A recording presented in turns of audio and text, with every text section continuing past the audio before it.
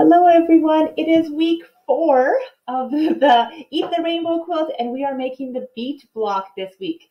My name is Jennifer Long from Sew a Story. I'm a Riley Blake fabric designer. I'm sewing this pattern with my Country Life fabric that was released in October 23 with Riley Blake Design, so you can grab it. All you need is a fat quarter bundle for this Eat the Rainbow pattern. Grab the pattern as a download in the PDF, as a PDF download in the Sew a Story shop, or grab the paper pattern at any shop that has one. Grab your fabric. I'm going to grab my fat quarter bundle. And we are getting ready to sew this fun bead block. Now this one goes together so fun and easy. There's no templates. It's stitch and flip. Actually, everything is stitch and flip. But I'm going to show you today how we made this overlapping look happen, and how we get that nice point in there, and just that great look of that leaf that's happening in there. And of course, we have the little point for the beat. So I'm so happy that you're here today. I'm going to drop the camera down and we're going to get right to it. Here we go. Okay, so let's talk through the beat block. So here we have the beat block. I'll just move everything over to the side. You've got your large center in here, and you've just got your easy corners or your stitch and flip on the corners. Again, it's stitch and flip on the bottom. So it's just you take your bottom piece and you take your other pieces and you draw that line from corner to corner, stitch and flip, and you have your point just like this, add your pieces. So that's all. This part here is all comfortable sewing. Up here, it's also comfortable sewing. So you're pressing those two pieces together. You're doing a stitch and flip here. But this is what you can't notice in the pattern before you assemble. So we're going to talk through that in a second. This block that I'm making here is, I just decided to kind of, I'll have a little bit of fun. It's not in the pattern. I can tell you what size it is because you're watching the video here. So I made these, it looks like I made them 2 3/4. Yes, I made them all 2 3/4 by 2 3/4. And then that gave me this size. So you're welcome to also do a scrappy center if you wanted. I wanted to just try it and see how it looked. So, you know, always wanting to have fun and play. So this piece, let's just talk through that here. We've got one piece here sewn together into 2 pieces. I've pressed that seam open. Then we've done, it's kind of like if you imagine it layered stitch and flip. Then you've got this, it was like a rectangle over the top here, and it's just layered over there. Then you have these 2 sewn together and it's stitched and flip. So you can see there, and then you layer on top of these 2 corners. So I think I said it before in last week's episode, week 2. So this is week 3, is just trust the pattern. This has been made tons of times.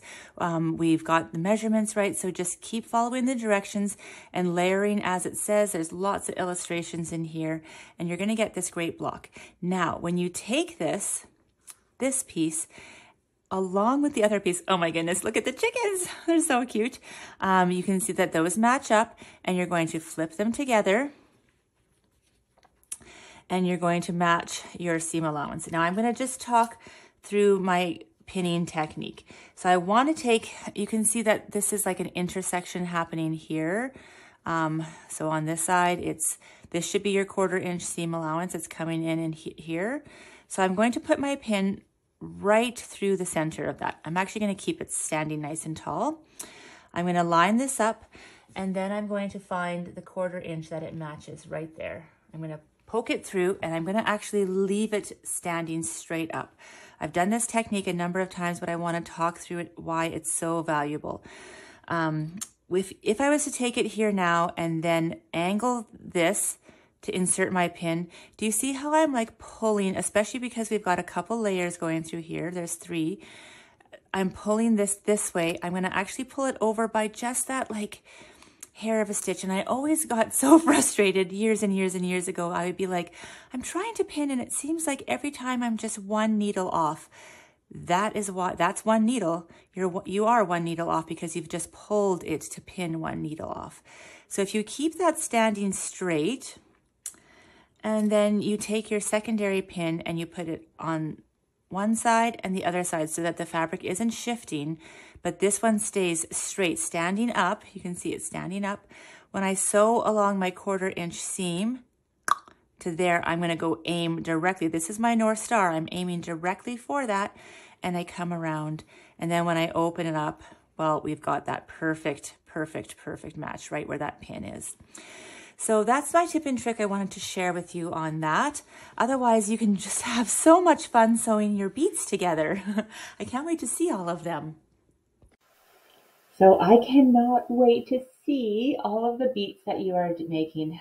They come in. You can make a rainbow of beets. There's actually a whole lot of. You could do a whole Eat the Rainbow beets.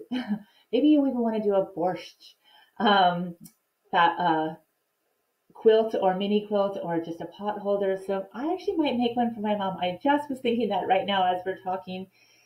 So my mom immigrated to Canada from Poland. So she is Polish heritage, and so she loves to make borscht. And I am like medium on it, but I do love pickled beets. Do you love pickled beets? I do really love pickled beets. Um, so yes, I do love a good beet and grow them in my garden for sure. And I can't wait to see your fabric beets that you're sewing along this week.